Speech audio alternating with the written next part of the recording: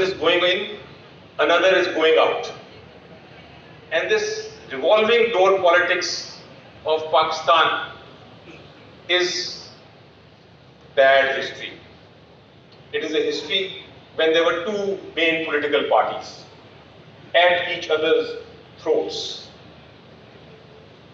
One was the Pakistan Muslim League Nawaz, and the other was the Pakistan People's Party. They were at each other's throats. So in 88, Benazir Bhutto, Madam Benazir Bhutto, the Prime Minister of Pakistan, became the Prime Minister. Ghulam Ishaq Khan was used by the PMLN to throw her out in the exercise of powers under what they called the Article 58(2)(b). After 2 years, she was out. There was a lot of tension between the two.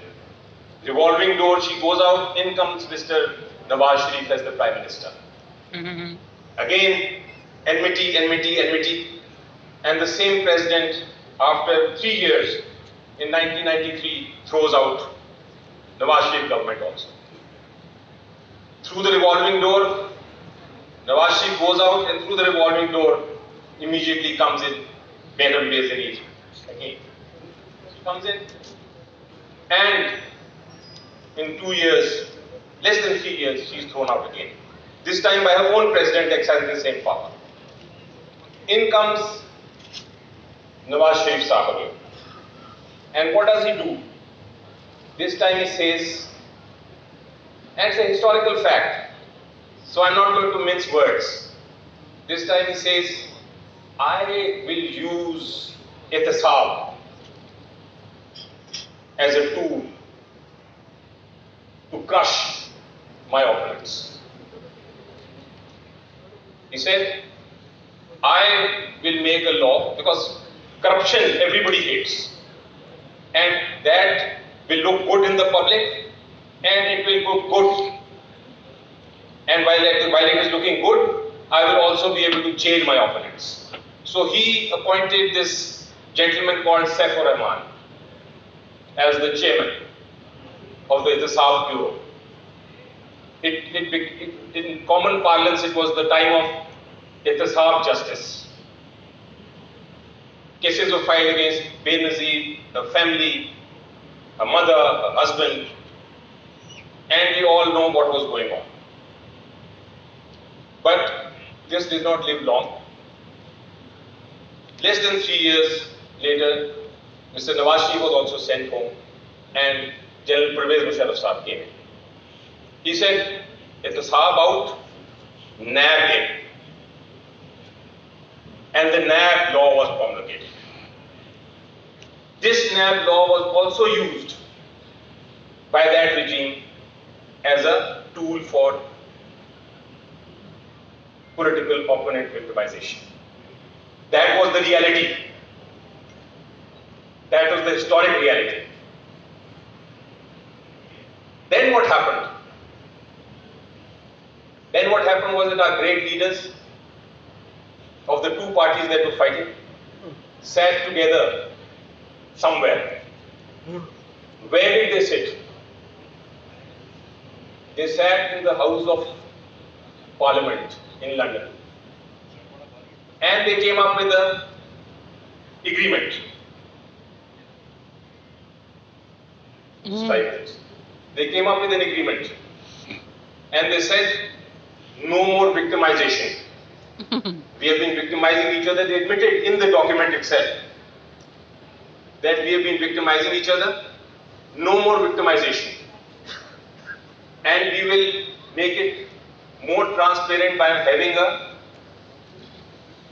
a chairman appointed by the leader of the opposition and the leader of the house together. So they said we will have an independent chairman, and therefore everything will be all right. When they came back in power, after Musharraf was gone, they did make an amendment in the NAB law. That first amendment was relating to the appointment of the chairman. But what they did not do, ladies and gentlemen, what they did not do is equally important. there were many lacunas in the law, many gaps with the faith, due to which that law could have been abused.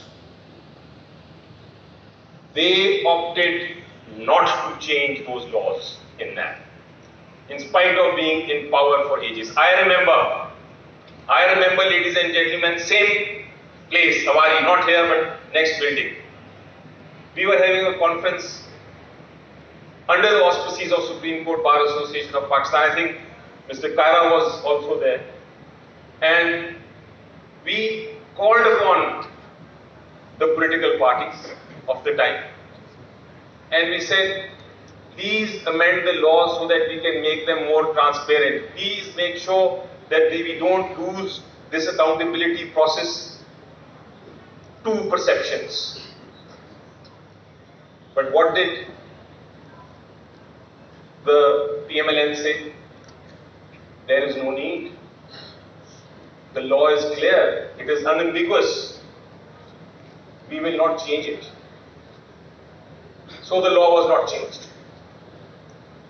Ladies and gentlemen, when we came, I've got to think, I had some 10 minutes to go, but I'll try and close this now in 5 minutes. So ladies and gentlemen, when we came in 2018, we inherited this law. The current government inherited this law. And we inherited the lacunas. But one thing was clear, that in this 3-year period, we said we are not going to spare anyone, we are going to change the perception at least. The perception that the powerful are not going to be held accountable. We said we will leave NAB to reach out and touch kleptocracy if they can. And we let that happen. So the perception, the positive reality today is that amongst the general public, everybody now is fearful of NAB. It is fearful that corruption will not be allowed to be, nobody will be allowed to get away with corruption. That powerful can also be prosecuted. But at the same time, having made this point, the perception is still there. Even while I was coming into the hall and talking to a few people, the perception was still there that no, this accountability process is not as transparent. We heard 2 of our very learned panelists also say the same thing. So, what is the job of the government now? The job is first to identify why this perception is still persisting. It is an inaccurate perception. It is not correct, because what we want to do is make sure that everybody who's corrupt, wherever he may be, is brought to the book. But why is the perception still lingering? Why is the repetition by the kleptocracy that no, this accountability process is not transparent? Why is it still continuing? We need to identify that, and I have identified the 3 points. One,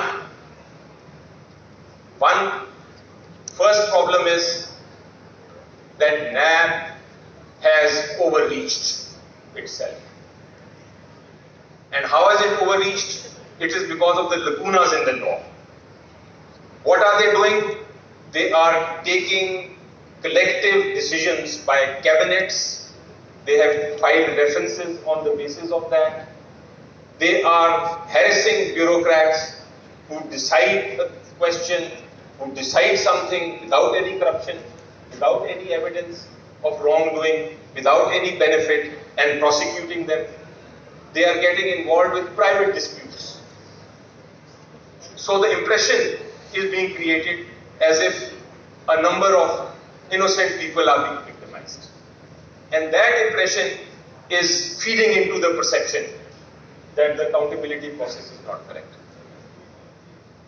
Sorry. Second important aspect is that yes, NAB has certain structural flaws.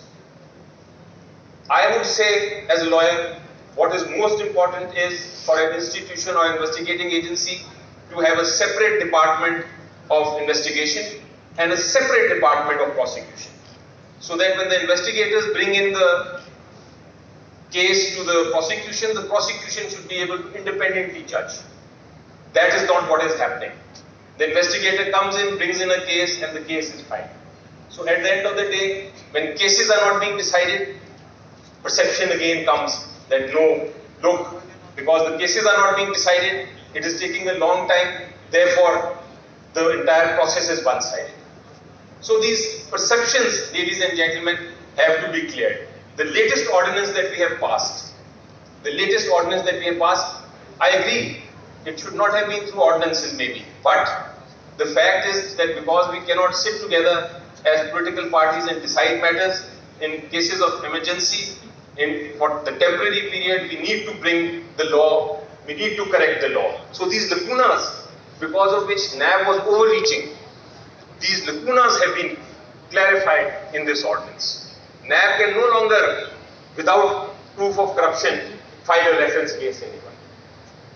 These are the lacunas so that the perception is right, so that the perception is finished and the accurate facts are there. We need the public, we need the people like you to stand by us in the matters of accountability. With this, I would just like to quote one famous German philosopher, and he was talking about how to tackle monsters. He said, while tackling monsters, don't become a monster yourself. If you stare into an abyss for a long, long time, the abyss will stare back at you. My hope today, seeing all of you and hoping that our perceptions are changing, my hope and wish is, and I quote in other words, I say that if we keep on staring into hope, hope will stare back at us. So I would hope that we ultimately continue with this process of accountability. It is not victimization, it is only a perception. Thank you, ladies and gentlemen.